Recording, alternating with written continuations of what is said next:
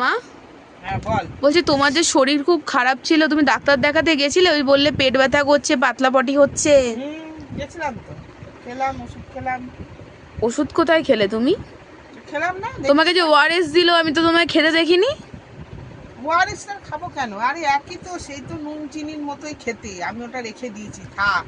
পরে আমি ওটা গুলে, আমি নুন চিনির জল করে গুলে খেয়ে নেবো।